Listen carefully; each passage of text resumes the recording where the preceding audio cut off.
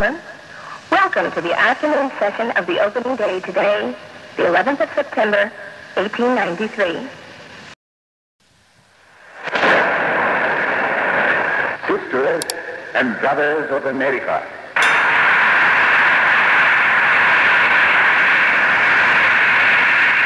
it fills my heart with joy unspeakable to rise in response to the warm and cordial welcome which you have given us. I thank you in the name of the most ancient order of monks in the world. I thank you in the name of the mother of religions. And I thank you in the name of the millions and millions of Hindu people of all classes and sects.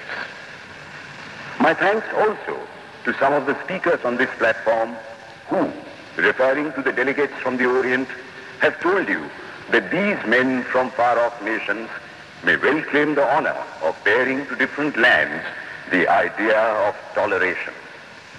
I am proud to belong to a religion which has taught the world both tolerance and universal acceptance. We believe not only in universal toleration, but we accept all religions as true. I am proud to belong to a nation which has sheltered the persecuted and the refugees of all religions and all nations of the earth.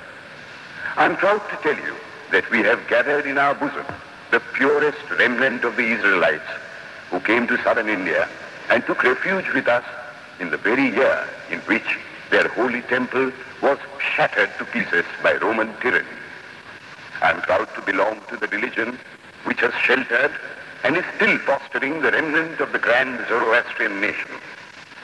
I will quote to you, brethren, a few lines from a hymn which I remember to have repeated from my earliest boyhood, which is every day repeated by millions of human beings. As the different streams, having their sources in different places, all mingle their water in the sea, so, O Lord, the different paths which men take through different tendencies, various though they appear, crooked or straight, all lead to Thee. The present convention, which is one of the most august assemblies ever held, is in itself a vindication, a declaration to the world of the wonderful doctrine preached in the Gita. Whosoever comes to me, through whatsoever form, I reach him. All men are struggling through paths which in the end lead to me. Sectarianism, bigotry, and its horrible descendant, fanaticism, have long possessed this beautiful earth. They have filled the earth with violence, drenched it often and often with human blood, destroyed civilization, and sent whole nations to despair. If it not been for these horrible demons, human society would be far more advanced than it is now. But their time is come, and I fervently hope that the bell that tolled this morning in honor of this convention may be the death knell of all fanaticism, of all persecutions with the sword or with the pen, and of all uncharitable feelings between persons wending their way to the same goal.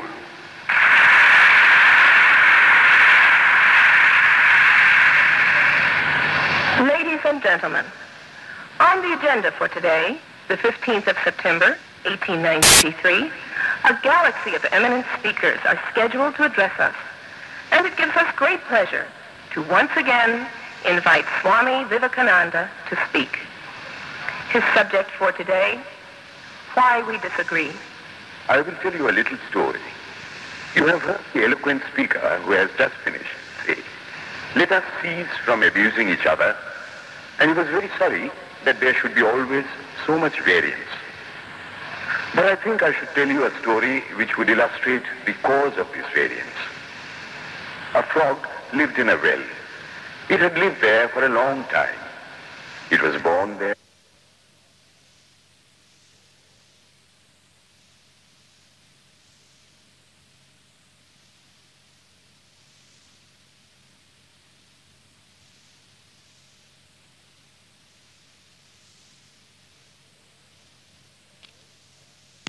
Of all the worms and bacilli that lived in it, with an energy that would do credit to our modern bacteriologists.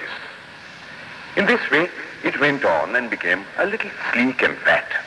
Well, one day, Another frog that lived in the sea came and fell into the well. Where are you from? I am from the sea. The sea?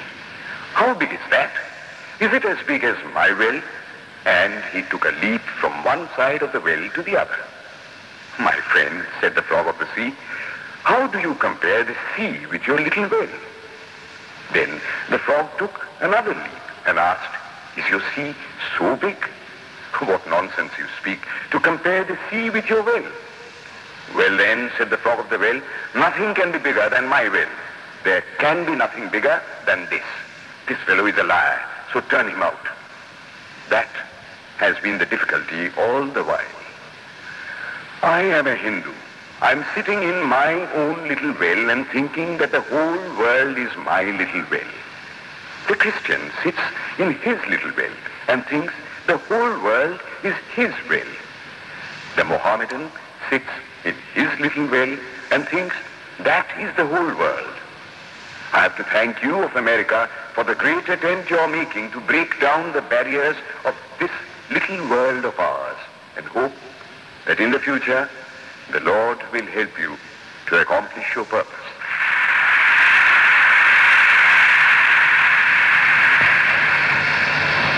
Delegates and friends, today, the 19th of September, 1893, is the 9th day of the World's Parliament of Religions. We have had the privilege of listening to many distinguished speakers from the world over address us on a variety of subjects. The time is at hand to now listen to the great monk from India, Swami Vivekananda, read his paper on Hinduism. Ladies and gentlemen, Swami Vivekananda. From the high spiritual flights of the Vedanta philosophy, of which the latest discoveries of science seem like echoes, to the low ideas of idolatry with its multifarious mythology, the agnosticism of the Buddhists and the atheism of the Jains, each and all have a place in the Hindu's religion. Where then, the question arises, where is the common center to which all these widely diverging radii converge? Where is the common basis upon which all these seemingly hopeless contradictions rest? And this is the question I shall attempt to answer. The Hindus have received their religion through revelation, the Vedas. They hold that the Vedas are without beginning and without end. It may sound ludicrous to this audience how a book can be without beginning or end. But by the Vedas, no books are meant. They mean the accumulated treasury of spiritual laws discovered by different persons in different times. Just as the law of gravitation existed before its discovery and would exist if all humanity forgot it, so is it with the laws that govern the spiritual world. The moral, ethical, and spiritual relations between soul and between individual spirits and the Father of all spirits were there before their discovery and would remain even if we forgot them. The discoverers of these laws are called rishis, and we honor them as perfected beings. I'm glad to tell this audience that some of the very greatest of them were women. Here it may be said that these laws, as laws, may be without end, but they must have had a beginning. The Vedas teach us that creation is without beginning or end. Science is said to have proved that the sum total of cosmic energy is always the same. Then, if there was a time when nothing existed, where was all this manifested energy? Some say it was in a potential form in God. In that case, God is sometimes potential and sometimes kinetic, which would make him mutable. Everything mutable is a compound, and everything compound must undergo that change which is called destruction. So, God would die, which is absurd. Therefore, there never was a time when there was no creation. If I may be allowed to use a simile, creation and creator are two lines without beginning and without end, running parallel to each other. God is the ever-active providence by whose power systems after systems are being evolved out of chaos, made to run for a time, and again destroyed. This is what the Brahmin boy repeats every day. The sun and the moon the Lord created like the suns and moons of previous cycles. And this agrees with modern science. Here I stand, and if I shut my eyes and try to conceive my existence, I, what is the idea before me? The idea of a body. Am I then nothing but a combination of material substances? The Vedas declare, no. I am a spirit living in a body. I am not the body. The body will die, but I shall not die. Here am I in this body. It will fall, but I shall go on living. I had also a past. The soul was not created, for creation means a combination, which means a certain future dissolution. If then the soul was created, it must die. Some are born happy, enjoy perfect health with beautiful body, mental vigor, and all wants supplied. Others are born miserable. Some are without hands or feet. Others again are idiots and only drag on a wretched existence. Why, if they are all created, why does a just and merciful God create one happy and another unhappy? Why is he so partial? Nor would it matter in the least to hold that those who are miserable in this life will be happy in a future one. Why should a man be miserable even here in the reign of a just and merciful God? In the second place, the idea of a creator God does not explain the anomaly, but simply expresses the cruel fiat of an all-powerful being. There must have been causes then, before his birth, to make a man miserable, and those were his past actions. Are not all the tendencies of the mind and the body accounted for by inherited aptitude? Here are two parallel lines of existence, one of the mind, the other of matter. If matter and its transformations answer for all that we have, there is no necessity for supposing the existence of a soul. But it cannot be proved that thought has been evolved out of matter. And if a philosophical monism is inevitable, spiritual monism is certainly logical and no less desirable than a materialistic monism. But neither of these is necessary here. We cannot deny that bodies acquire certain tendencies from heredity, but those tendencies only mean the physical configuration through which a peculiar mind alone can act in a peculiar way. There are other tendencies peculiar to a soul caused by his past actions, and a soul with a certain tendency would, by the laws of affinity, take birth in a body which is the fittest instrument for the display of that tendency. This is in accord with science, for science wants to explain everything by habit, and habit is got through repetitions. So, repetitions are necessary to explain the natural habits of a newborn soul, and since they were not obtained in this present life, they must have come down from past lives. There is another suggestion. Taking all these for granted, how is it that I do not remember anything of my past life? This can be easily explained. I am now speaking in English. It is not my mother tongue. In fact, no words of my mother tongue are now present in my consciousness. But let me try to bring them up. And they rush in. That shows that consciousness is only the surface of the mental ocean, and within its depths are stored up all our experiences. Try and struggle. They would come up, and you would be conscious even of your past life. This is direct and demonstrative evidence. Verification is the perfect proof of a theory, and here is the challenge thrown to the world by the rishis. We have discovered the secret by which the very depths of the ocean of memory can be stirred up. Try it, and you would get a complete reminiscence of your past life. So then, the Hindu believes that he is a spirit.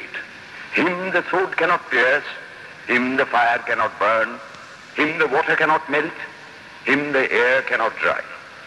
The Hindu believes that every soul is a circle whose circumference is nowhere, but whose center is located in the body. and that death means the change of the center from body to body.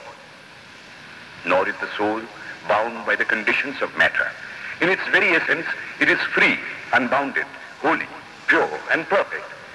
But somehow or other, it finds itself tied down to matter and thinks of itself as matter. Why should the free, perfect, and pure being be thus under the thraldom of matter is the next question. How can the perfect soul be deluded into the belief that it is imperfect? We have been told that the Hindus shirk the question and say that no such question can be there. Some thinkers want to answer it by positing one or more quasi-perfect beings and use big scientific names to fill up the gap. But naming is not explaining. The question remains the same. How can the perfect become the quasi-perfect?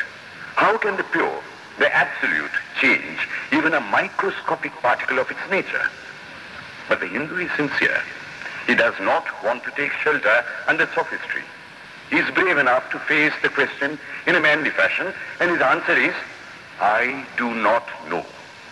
I do not know how the perfect being, the soul, came to think of itself as imperfect, as joined to and conditioned by matter.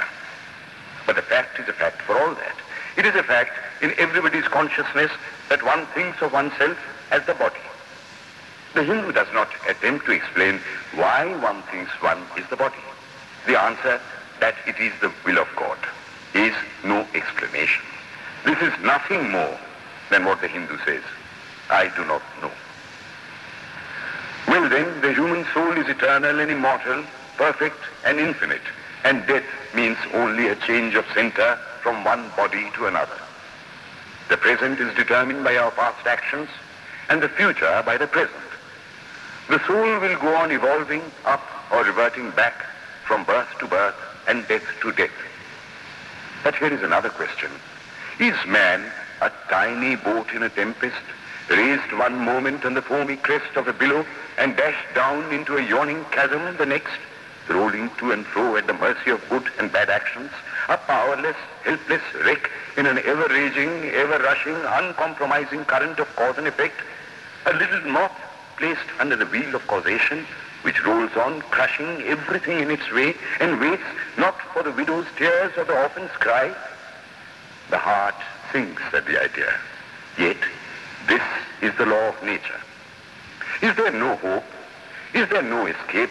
Was the cry that went up from the bottom of the heart of despair.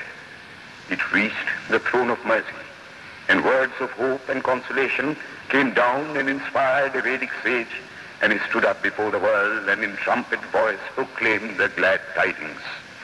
Hear ye, children of immortal bliss, even ye that reside in higher spheres. I have found the ancient one who is beyond all darkness, all delusion. Knowing him alone, you shall be saved from death over again. Children of immortal bliss. What a sweet, what a hopeful name. Allow me to call you, brethren, by that sweet name, heirs of immortal bliss. Yea, the Hindu refuses to call you sinners. We are the children of God, the sharers of immortal bliss, holy and perfect beings. Ye divinities on earth, sinners, it is a sin to call a man so.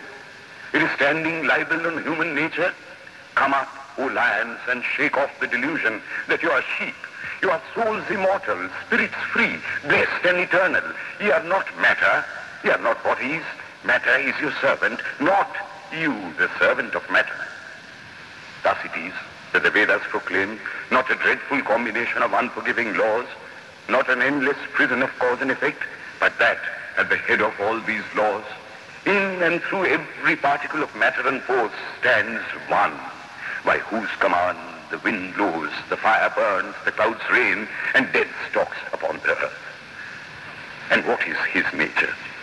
He is everywhere, the pure and formless one, the almighty and the all-merciful. Thou art our Father, thou art our Mother, thou art our beloved friend, thou art the source of all strength. Give us strength. Thou art he that beareth the burdens of the universe. Help me bear the little burden of this life. Thus sang the rishis of the Vedas. And how to worship him? through love. He is to be worshipped as the one beloved, dearer than everything in this and the next life.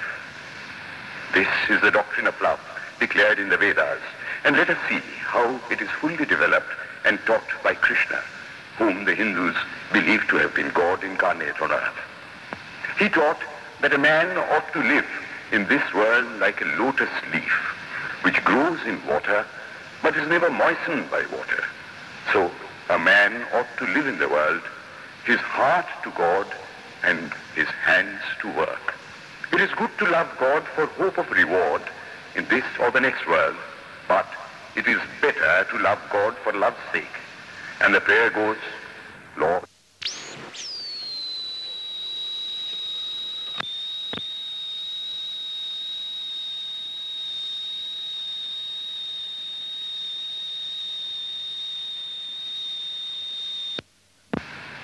one of the disciples of Krishna, the then Emperor of India, was driven from his kingdom by his enemies and had to take shelter with his queen in a forest in the Himalayas. And there, one day, the queen asked him how it was that he, the most virtuous of men, should suffer so much misery. Yudhishthira answered, "Behold, my queen, the Himalayas. How grand and beautiful they are. I love them. They do not give me anything, but my nature is to love the grand, the beautiful. Therefore, I love them. Similarly, I love the Lord. He is the source of all beauty, of all sublimity. He is the only object to be loved.